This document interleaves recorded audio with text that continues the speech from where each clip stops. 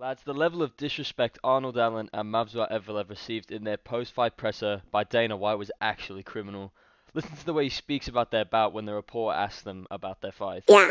I mean, what's his win streak like? He's on, I think he's like 18, 19. Yeah, 18 or 19. And yeah, that place sucked the wind right out of the fucking, that fight sucked the wind right out of the arena tonight, so it might bum him out, but he's got to deal with it. Yeah, that was the least fun fight anybody's ever seen.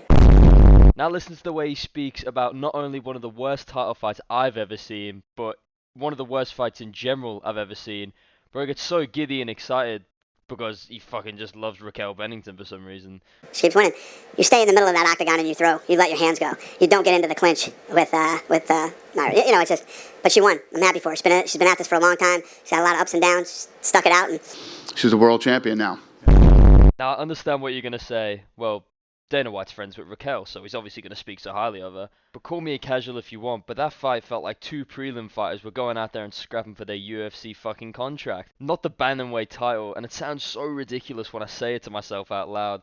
The fact that these two fighters were actually fighting for a title was absolutely criminal. And poor Arnold Allen, man, the guy got absolutely finessed by the judges and just the UFC in general. I'm not going to call it a robbery because it was a close fight, but I think Arnold Allen clearly won round one.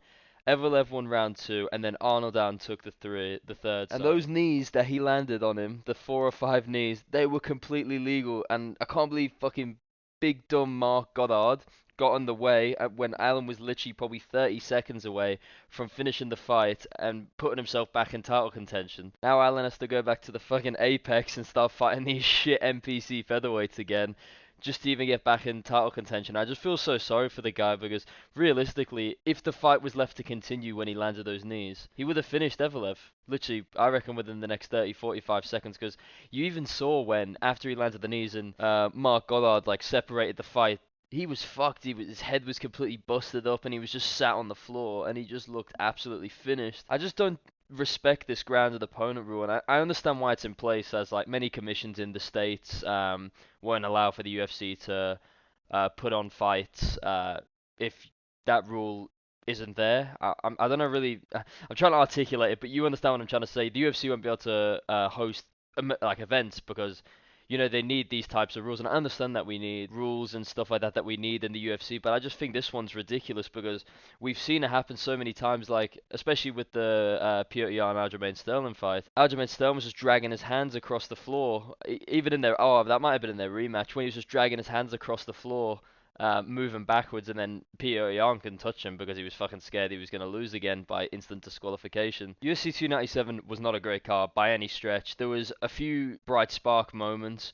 but the way Dana White slagged Arnold Allen and Mavsar Evelev off left us a really sour taste in my mouth. And I know Dana White redeemed himself at the end of that press conference by shutting down that weird soy boy SJW reporter, so that was sick, but that's a completely different video for a topic for a completely different video. But overall, it just shows how out of touch Dana White can be with the fighters sometimes, and it just kind of pisses me off. And I know I'm going to get a lot of hate for saying that, but that was arguably one of the best fights of the night, apart from the main event, of course. But that was literally probably one of the best fights of the night, and I just feel sorry for even both of the guys. I know I'm slagging Evelev off a lot here, but I do feel a bit sorry for him because Dana White completely dogged him and bagged him out in that press conference, saying that he sucked the wind out of the stadium, when I thought that was arguably the best fight of the night up until the main event. But anyway, lads, thank you so much for watching. If you enjoyed this video, please leave a like and hit that red subscribe button down below. Going for 100 subscribers by the end of next month, so I'm going to get the consistency going on this channel. I'm going to try and get one out every second day, or I'm going to try go for one a day. But anyway, we'll see. Thank you so much for watching, boys. Hit that subscribe button, and I'll see you in the next one. Peace out.